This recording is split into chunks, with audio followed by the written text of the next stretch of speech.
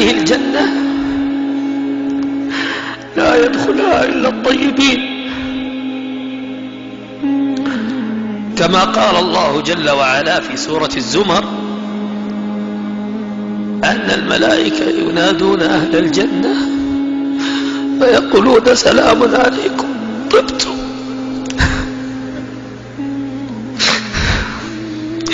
طبتم فادخلوها خالدين.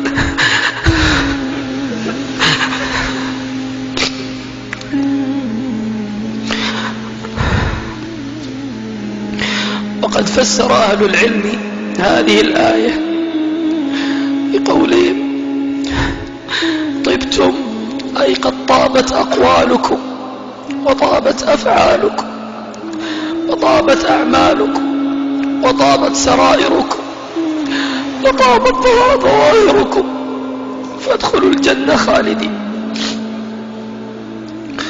وأما من كان من أهل الإيمان في أهل الدنيا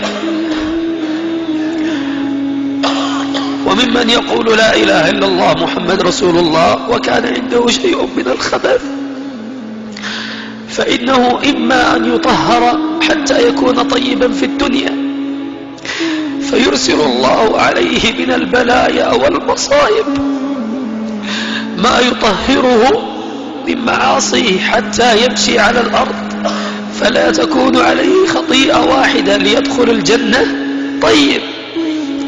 ومنهم من يعاقب في قبره فيضم ضمة في القبر تزيل كل خبثه أو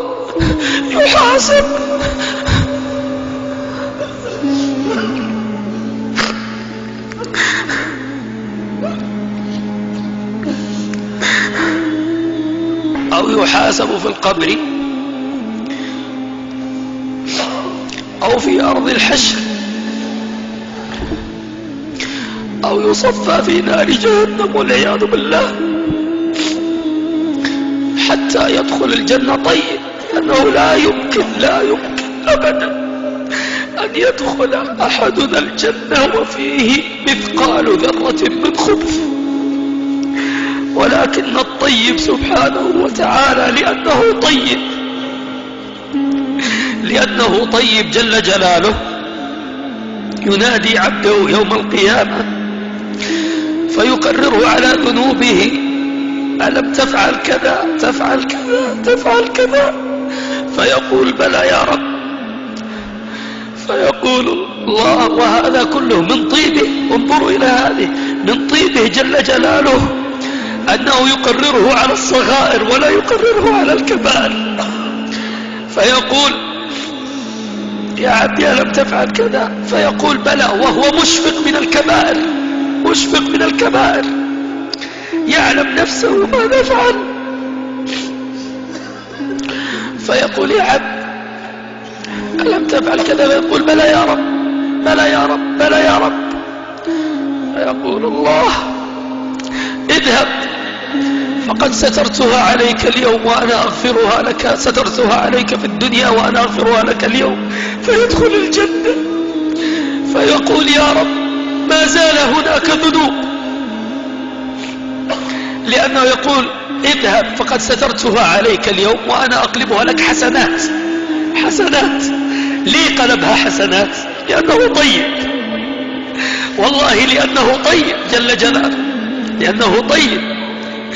فيقول العبد لأنه يطمع أن تقلب الكبائر الآن، وقبل قليل كان خايف أن تفضح، فيقول يا ربي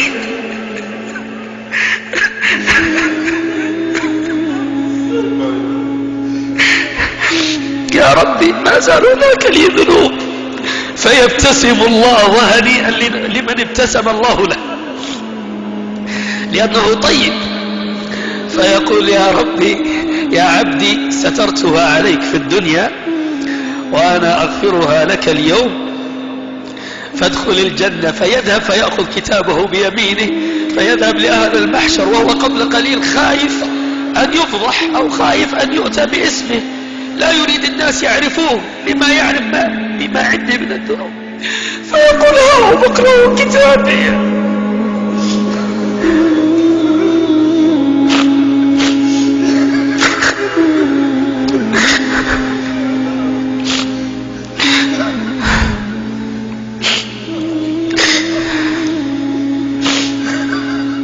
اللهم يا طيب، اللهم يا طيب، اللهم يا طيب،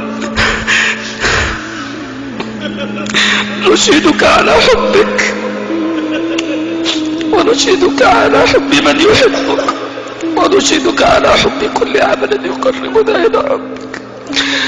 فاللهم يا رب يا طيب، طيب أقوالنا وطيب نياتنا وطيب سرائرنا وطيب أعمالنا وطيب أفعالنا وطيب أخلاقنا وطيب زوجاتنا وطيب أولادنا وطيب مكاسبنا وطيب أرزاقنا. وحاشاك يا طيب أن تعذبنا ونحن نحبك.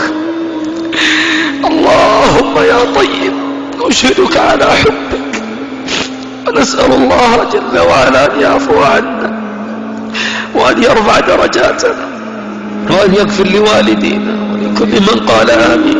اللهم آمين. صلى الله وسلم على سيدنا محمد وعلى آله وصحبه أجمعين.